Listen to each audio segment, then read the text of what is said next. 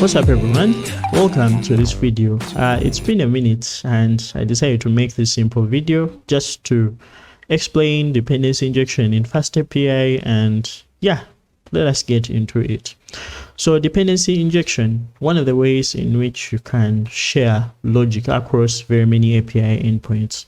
You can look at it as decorators, but in this case you can go ahead and pass objects or classes that are needed in a specific function.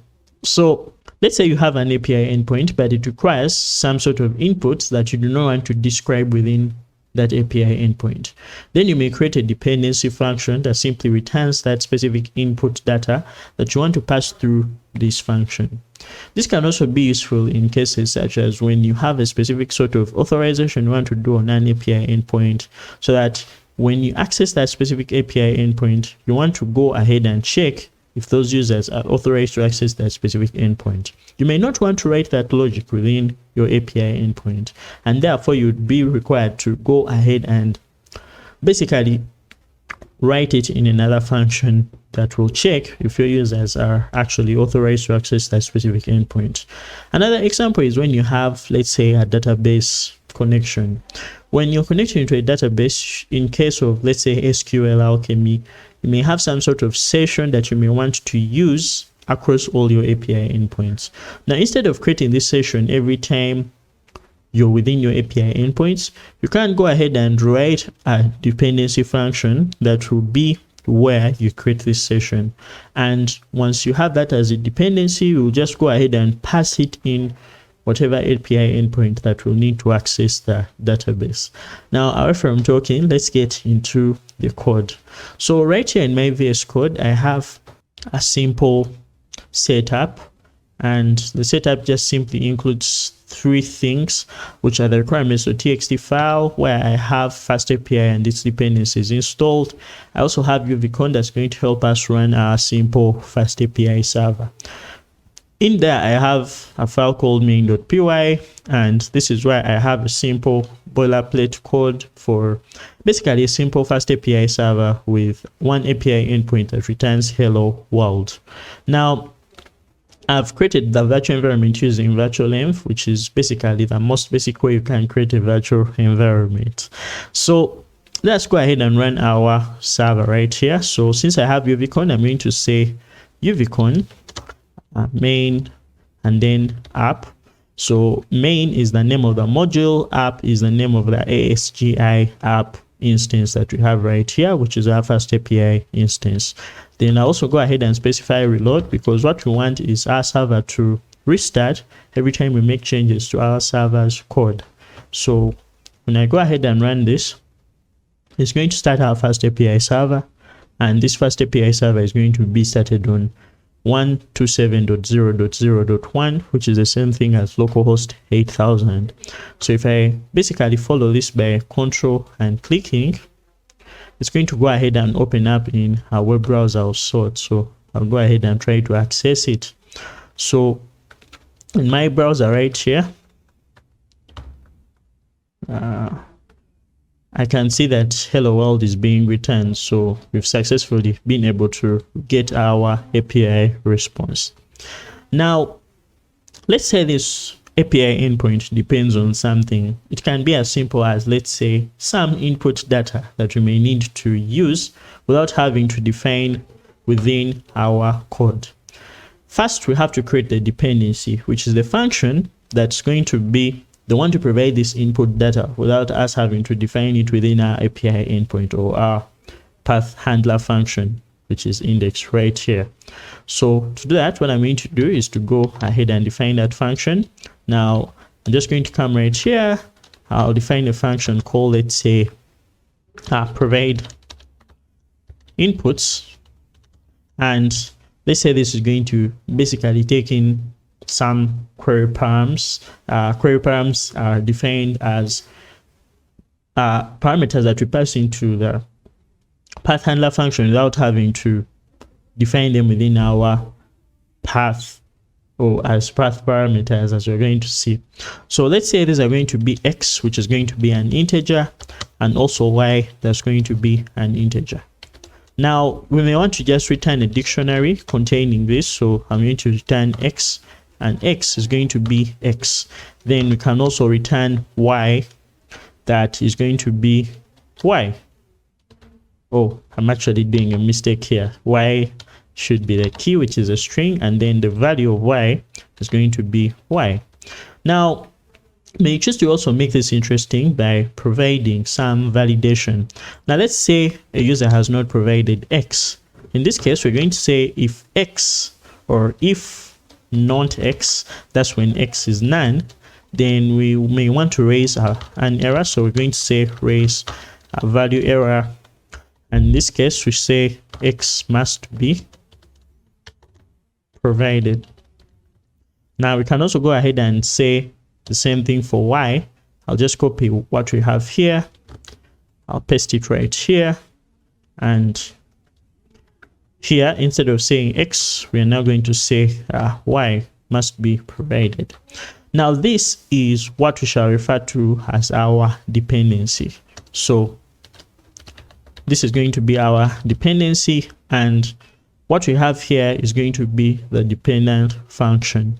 So for us to be able to pass this dependency into the function that is going to depend on that specific dependency, all we have to do is to use FastAPI's depends function.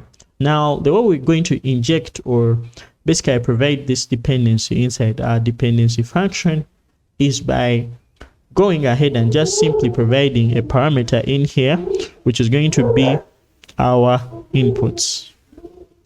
So we're going to get our provide inputs function and then pass it into our index function by using the depends function. But the way we're going to do it is by basically defining it as a parameter to this function.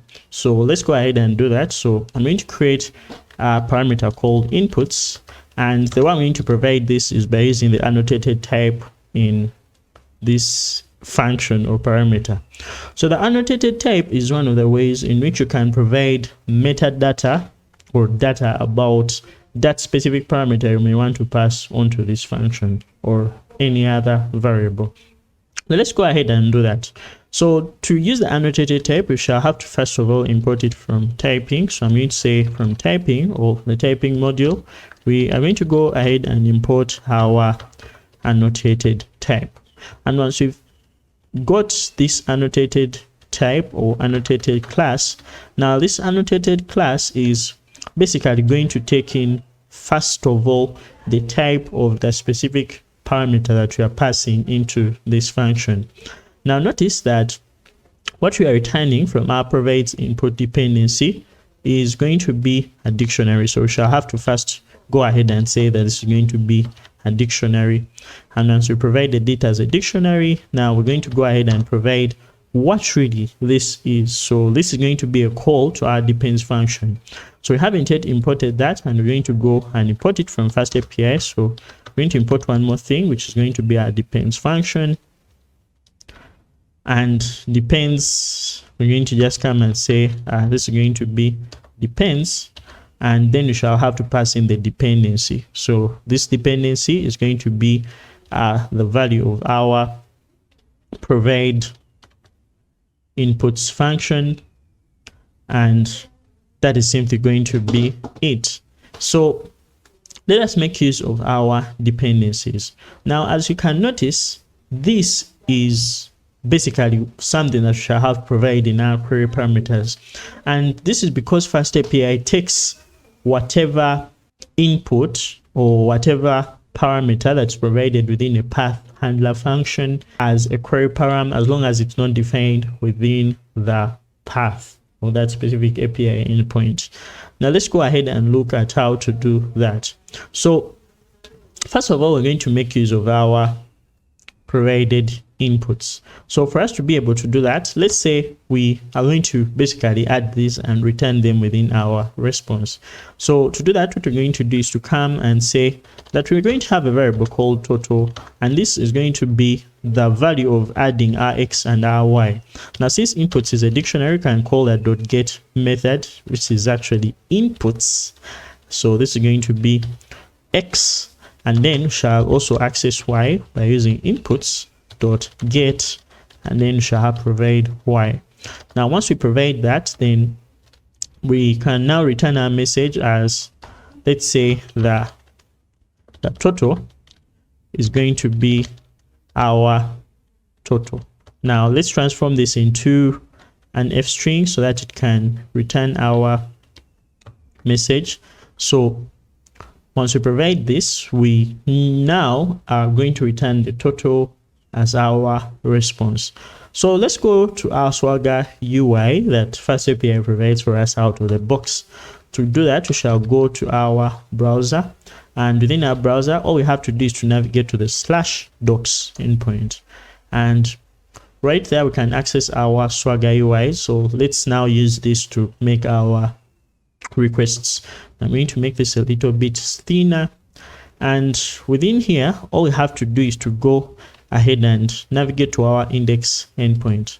So within index endpoint, you can notice that the inputs are being passed in here as a dependency, but FastAPI recognizes them as query parameters that you can go ahead and provide every time we have to use this function. We can even see that these are required, and therefore we have to go ahead and provide them. So if we try it out, let's say we provide our first value as 12 and our next value as, let's say, 13. If we execute, shall now notice that our request is going to return a response of, let's say, the total is 25. And the way it's going to achieve that is by using the inputs that we use from our dependency function and then going on and adding them together. So if I make this thinner, you can notice that we are simply injecting our provide inputs function that's going to return these inputs, of which we go ahead and add to then provide our total. So that's basically one simple example in which we are using dependency injection.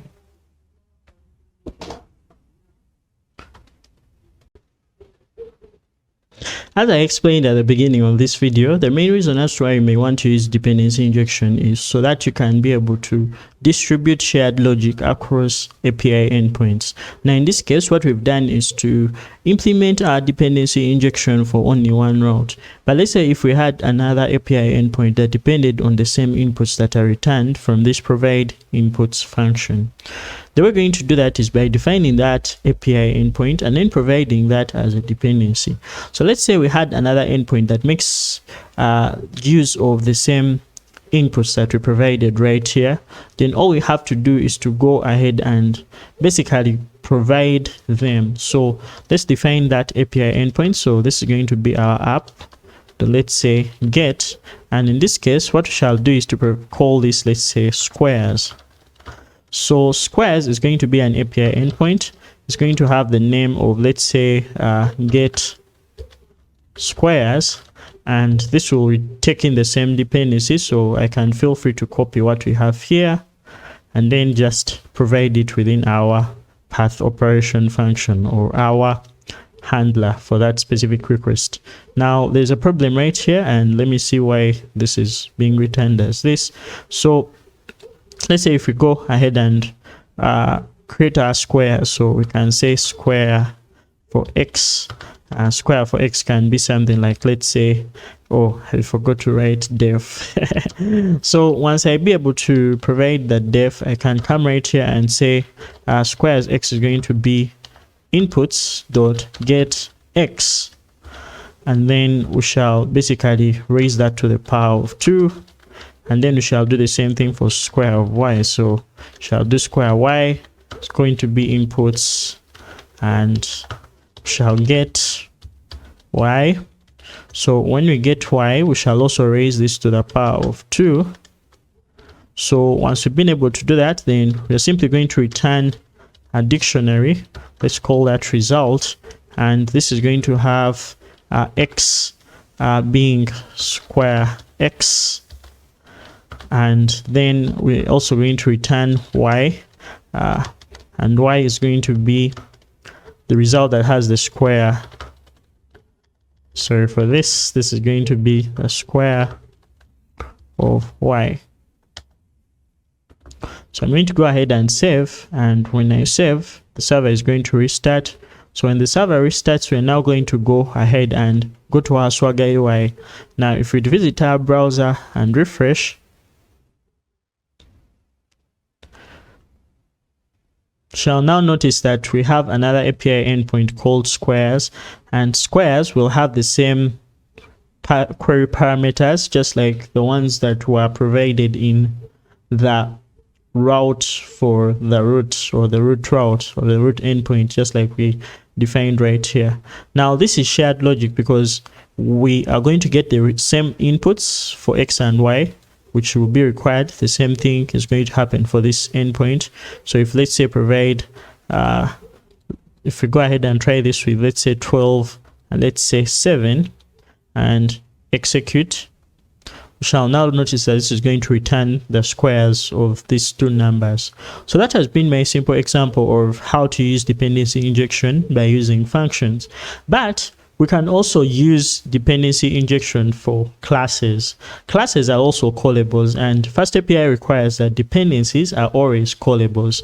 Now a callable is anything you can call. For example, when you create a class and you need to create an object for that, all you're doing is to call the class and then provide whatever parameters or whatever arguments you may want to provide to that class. Now let us look at how FastAPI helps us to create dependencies with classes. So for us to create dependencies that are classes, we may want to change this to a class. Now let's say this is one dependency that is a function. We can also create another dependency that is a class, or let's just update this to a dependency that is a class. Now we're going to create the same class, and this class is going to be the input class. Now to save time, I'm going to use this as I'm going to create this as a data class, so to avoid defining the attributes to this class by using the init method. So what I'll do is to just provide X is going to be an integer, and also Y is going to be an integer. And once I provide those, then I'll go ahead and decorate this with a data class decorator. So I'll have to first import it from data classes. We're going to go ahead and import our data class.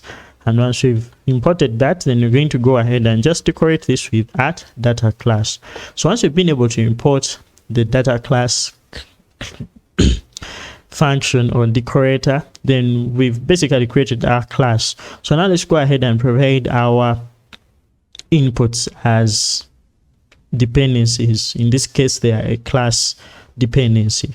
So what we have to update is to just come right here, and all we have to do is to just provide our input class. So we'll just come and say input, and then we shall also do the same thing right here by saying that we shall just come and say that this is our input class. So what have we done here? All we've done is to go ahead and provide the input class as our dependency, and then we've done the same thing for our input class. So FastAPI behind the scenes will help us to call or create an object of this specific input, and then it will also go ahead and create an object of this specific input, similar to what we had when we're using our function-based dependencies.